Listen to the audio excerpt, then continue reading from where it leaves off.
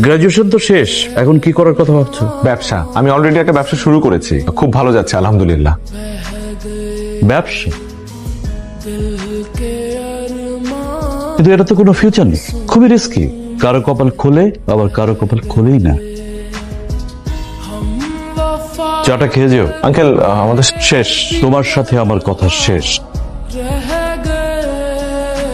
এবার বক্তব্য রাখবেন আমাদের আজকের সভার প্রধান আকর্ষণ, যার সাফল্যের কথা শুনে আমাদের তরুণ প্রজন্ম অনুপ্রাণিত হতে চায়। তিনি আর কেউ নন, আমাদের সকলের প্রিয় জনাব মাহির চৌধুরী। আমাকে কি একটু নার্ভাস দেখাচ্ছে? নার্ভাস দেখাচ্ছে কিনা জানি না, তবে আমি একটু নার্ভাস। আমার গত 6 বছরের ছোট্ট একটা ক্যারিয়ারে আমি কখনো কোনো সম্বর্ধনা অনুষ্ঠানে যাইনি, তবে আজ কেন আমি এই অনুষ্ঠানে আসলাম? শুধুমাত্র আমি ইউনিভার্সিটির স্টুডেন্ট এটা বলেই না, এখানে আসার আরেকটা কারণ বলতে পারেন আপনারা সবাই তরুণ। এই কারণে কোনো ভুলভাল কিছু বললে বিপদে পড়তে হবে না। একটা সময় আমিও আপনাদের জায়গায় ছিলাম, তো আজকে ভাবলাম আমার লাইফের কিছু অভিজ্ঞতা আপনাদের সাথে শেয়ার করি। আচ্ছা, আগেই বলিনি আমি কোনো কনভেনশনাল স্পিচ দিতে পারি না। আমাদেরকে তুমি করে বলেন স্যার। How nice. আমি এই কথাটা শোনার জন্য এতক্ষণ অপেক্ষা করছিলাম, কারণ নিজের ভার্সিটির ইয়াং এবং জুনিয়র ভাই বোনদেরকে আসলে আপনি করে বলাটা শোভনীয় না। Thank you guys for making me comfortable. আচ্ছা, তাহলে এখন একটু সিরিয়াস আলোচনা করি তোমাদের সাথে। আগে আমার একটা প্রশ্নের উত্তর করো। আচ্ছা, তোমাদের সবার তো এখানে গ্রাজুয়েশন কমপ্লিট, রাইট? তো কারা কারা লাইফে চাকরি করতে চাও? হাত তোলো। বাহ, সবাই হাত তুলেছে, শুধুমাত্র তুমি আর তুমি। ওকে, হাত নামাতে পারো। তোমরা 3 জন চাকরি না করে কি করতে চাও? বিজনেস। তাহলে বাকিদেরকে একটা সাজেশন দেই, তোমরা আজকেই তোমাদের সিভি গুলো এই 3 জনকে দিয়ে রাখো, কারণ একটা সময় এই 3 জনের কাছেই তোমাদের যেতে হবে চাকরির জন্য। দেখো, একটা দেশে সবাই যদি চাকরির পেছনে ছোটে, কেউ যদি ব্যবসা না করে, তাহলে তারা চাকরিটা করবে কোথায়? তাদেরকে চাকরিটা দেবে কে?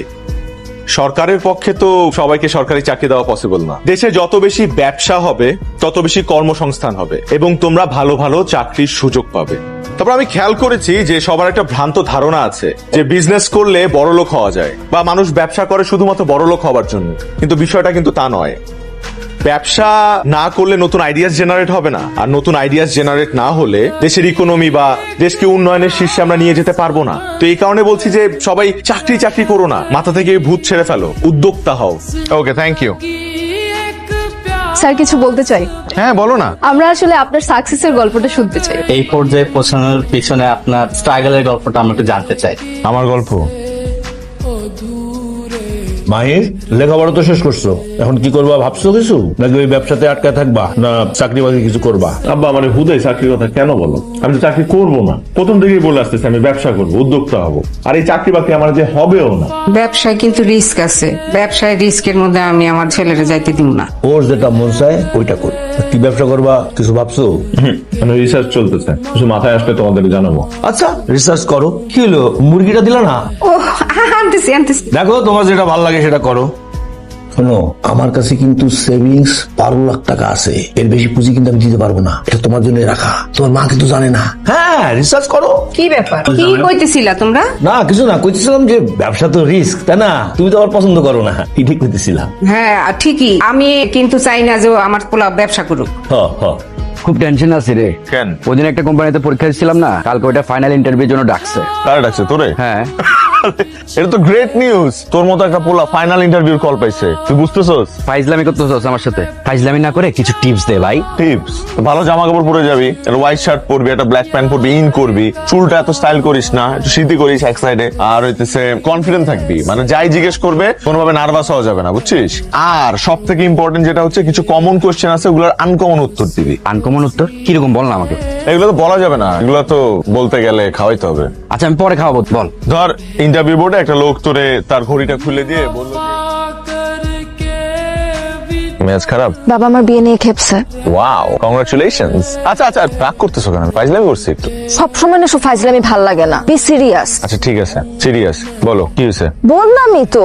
ও হ্যাঁ, বিয়ে নিয়ে খেপছে। কেন খেপছে? আচ্ছা, কি করতে হবে আমাকে সেটা বলো। তুমি জানো না কি করতে হবে, আর তুমি করবাই বাকি। মানুষ বিজনেসের সব প্ল্যানিং না গ্রাজুয়েশনের আগে করে। আর আমি তোমাকে বলছি না, বাবা চাকরিজীবী ছেলে ছাড়া কিচ্ছু বুঝে না। ধরনের ব্যাকডেটেড কথা কি করে বলে লোকটা? কারণ এই লোকটা জানে বিজনেসে অনেক রিস্ক থাকে। কোন বাবা তার মেয়েকে একটা রিস্কের প্রফেশন জামার হাতে তুলে দিবে? তুমি আমাকে বলো। আমি আমি আমি আমি যদি বাবা হইতাম, আমি আমার নিজের মেয়েকে একজন ব্যবসায়ীর হাতে তুলে দিতাম। এটার উপর রাগ ঝাড়তেছো কেন? তোমাকে কিভাবে ছুঁড়ে ফেলতে পারবো না, দেখো দেখো, তুমি বোতলটা ছুঁড়ে ফেললা আর কোত্থেকে একটা টোকায় এসে উঠায় নিয়ে গেল। কারণ এটাই ওদের কাজ। না, আমি খেয়াল করে দেখছি রাস্তায় কোনো একটা পেট বোতল ফেললেই কোনো একটা টোকায় হুট করে কোত্থেকে যা আসে এসে নিয়ে যায় এটা। তো দেখো দেখো দেখো, দেখছো দেখছো দেখছো দেখছো? হ্যাঁ দেখছি, এটা তো এত এক্সাইটেড হওয়ার কি আছে? এরপর এগুলাকে নিয়ে তারা ভাঙ্গারি দোকানে বেচে দিবে, সিম্পল। ব্যাপারটা আমার একটু ভেতরে ঢুকে দেখতে হবে। ওয়েট আ সেকেন্ড, তুমি কি এখন ভাঙ্গারি বিজনেস শুরু করতে চাচ্ছ? করতেও পারি। আপনার রেজাল্ট তো বেশি সুবিধার না, আপনি চাকরিতে ভালো করবেন কিভাবে? স্যার পড়াশোনার জন্য যদি বেতন দেওয়া হতো আমিও ফার্স্ট হতো। বাহ, কথাবার্তায় তো আপনি বেশ পটু। তা সেলসম্যান হিসেবে কেমন একটু পরীক্ষা হয়ে যাক। ধরেন, এটা ধরেন, আমার এই মোবাইলটা আপনার প্রোডাক্ট। এখন এই মোবাইলটা আমার কাছে বিক্রি করে দেখাবেন। 2 মিনিটে স্যার এই মোবাইলটা আপনাদের কাছে আমি সেল করে দেখাচ্ছি। মনে করি স্যার এখন আপনারা আমার কাস্টমার। এখন স্যার আপনাদের কাছে যদি আমার এই ফোনটা সেল করতে হয় তাহলে স্যার প্রথমে লজিক্যালি কি করতে হবে স্যার? আপনাদের কাছে আমার আসতে হবে, রাইট স্যার? কিন্তু স্যার সেটা আমি করবো না স্যার। আমি কি করব, ফোনটা নিয়ে দৌড়ে চলে যাবো স্যার। এই গফুর, গফুর, টাকা তো কোথায় গেল? আরে আজব তো, কই গেল আমার মোবাইল দিয়ে? এই ফোনটা দেন তো। আরে আজব, কই গেল? হ্যালো সাবির সাহেব, আপনি কোথায়? প্লিজ আমার মোবাইলটা দিয়ে যান। স্যার আগে বলেন কত টাকা দিবেন? কি বলেন? আপনি ইন্টারভিউতে পাস, আপনার চাকরি কনফার্ম। প্লিজ আসবেন।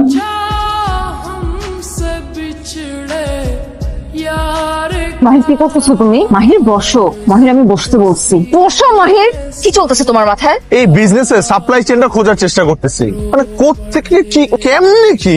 আই, ভাঙ্গারির দোকানে কিসের বিজনেস খুঁজো তুমি? যেখানে দেখিবে ছাই উড়াইয়া দেখো তাই, পাইলেও পাইতে পারো অমূল্য রতন, এটাই খোঁজার চেষ্টা করছি। তোমার মাথা গেছে। এই মাথায় একটা বুদ্ধি আসছে। মামা তুমি এখানে থাকো, আমরা আসতেছি। চলো আসো। কোথায় যাবো? আসো গিয়ে দেখি। আরে এত দূর আসলাম, ভেতরের কাহিনীটা জানতে হবে না, ওরা কেমনে বিজনেসটা করে। তুমি গিয়ে দেখো। মামা আপনি টান দেন তো। বিজনেস প্ল্যানটা না জানলে আমি স্টার্ট করব কিভাবে? তুমি দেখো, তোমার সব বিজনেসের মধ্যে আমি নেই। মামা আপনাকে টান দিতে বললাম না, টান দেন। আরে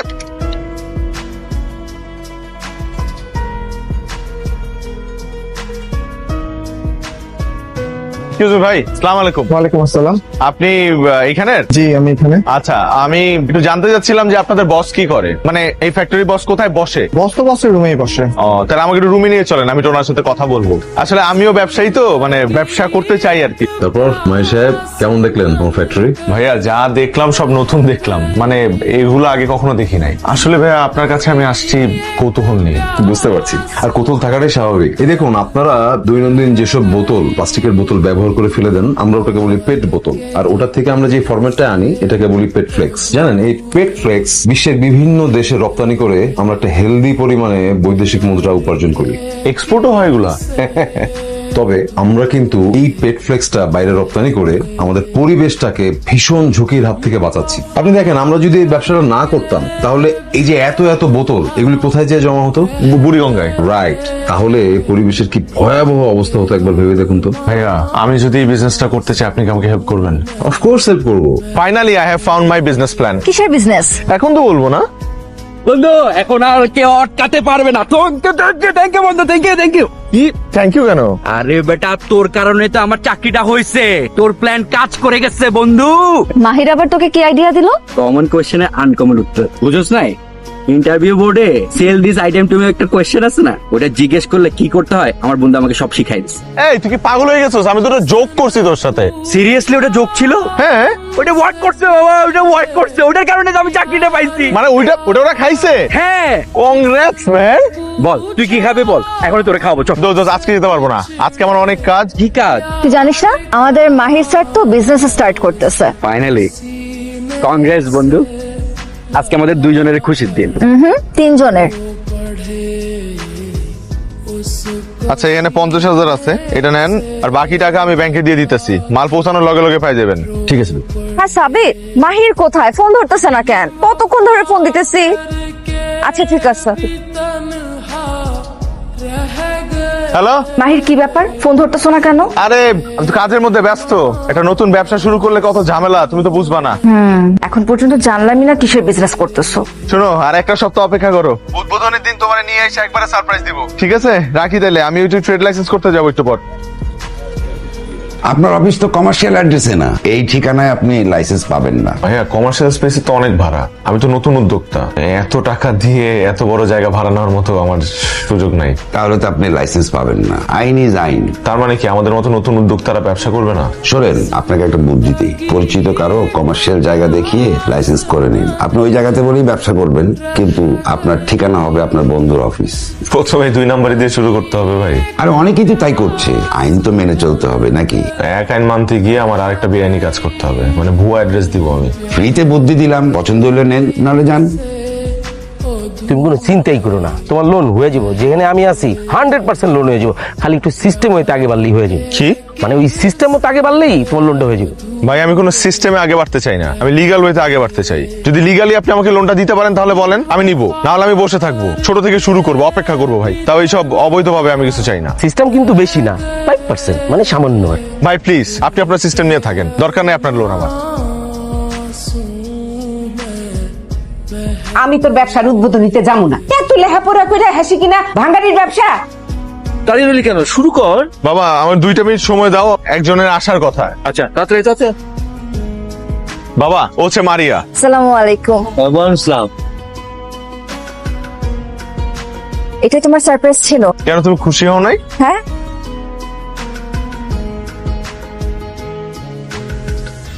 কখন আসছো তুমি? আমি কি বেশি লেট করে ফেললাম? আধা ঘন্টা লেট হয়েছে। তুমি এত দেরি করলা কেন? বলতেছি, তার আগে একটা গুড নিউজ আছে, ওটা বলি। চায়নায় আমার প্রথম শিপমেন্টের কন্ট্রাক্ট সাইন হয়েছে, আগামী সপ্তাহে এলসি পাচ্ছি। চাইনিজরা আবার ভাঙাড়ি কিনে কি করবে? আচ্ছা শোনো, বাবা তোমাকে বলছে দেখা করতে। আমি বাবাকে তোমার কথা বলছি, বাবা তাই বলছে তোমাকে দেখা করতে। কিন্তু এভাবে হুট করে, আমি তো এখনো রেডি না। তো রেডি হও, আমি কি তোমাকে এখনই দেখা করতে বলছি নাকি?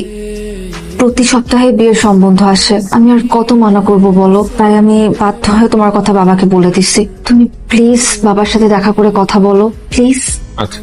তুমি তো বাড়িয়ার সাথে একসাথে পড়তে, তাই না? জি। বাসা কোথায়? ব্রাহ্মণবাড়িয়া। তোমার পরিবারে আর কে কে আছে? বাবা মা আছে। তার মানে তুমি একমাত্র সন্তান? জি। গ্রাজুয়েশন তো শেষ, এখন কি করার কথা ভাবছো? ব্যবসা, আমি অলরেডি একটা ব্যবসা শুরু করেছি, খুব ভালো যাচ্ছে আলহামদুলিল্লাহ। ব্যবসা?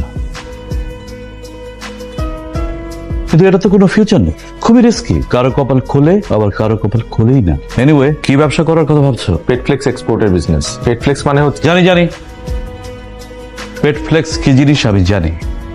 চাটা খেয়ে যেও। আঙ্কেল আমাদের শেষ, তোমার সাথে আমার কথা শেষ।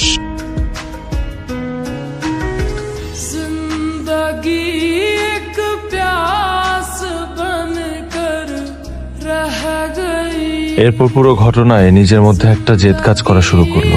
স্বপ্ন ছুঁতে গিয়ে ভালোবাসার হাত ছেড়ে দিতে হয়েছে। বিষয়টা মেনে নিতে অনেক সময় লেগেছে আমার। আর এরপরের কাহিনী তো সবারই জানা। আজকে আমি মাহির গ্রুপ অফ ইন্ডাস্ট্রিজ এর মালিক। জি বলেন। স্যার আমাদের একটা ভুল হয়েছে। আসলে রাজীব সাহেবের কোনো দোষ নেই, উনি নতুন তো, তাই খুব সহজে অফিস পলিটিক্সের শিকার হয়েছেন। হোয়াট? সব চাল চেলেছেন আসলে আমাদের পুরনো শমশের সাহেব। শমশেরই কাজ করেছে? জি স্যার। এক্ষুনি রাইট নাও ওকে ফায়ার করেন, আর রাজীবকে কল দিয়ে বলেন। আচ্ছা না, রাজীবকে আমি কল দিচ্ছি, ওনার সাথে অনেক বড় একটা অন্যায় হয়েছে। Okay sir. হ্যালো রাজীব, আমি আপনার বস বলছি। দেখো আমি আসলে জানতাম না যে রাজীব। বলতে হবে না, আমি জানতাম। তুমি জানতে? নিজের স্বামীর বসের নাম জানবো না? বাবা তোমার সাকসেস দেখে খুব খুশি হয়েছিল। মারা যাবার আগে বলেছিল তোমার সাথে কোনোদিন দেখা হলে যেন আমাকে এই কথাটা বলি। পারলে বাবাকে মাফ করে দিও, আমাকেও।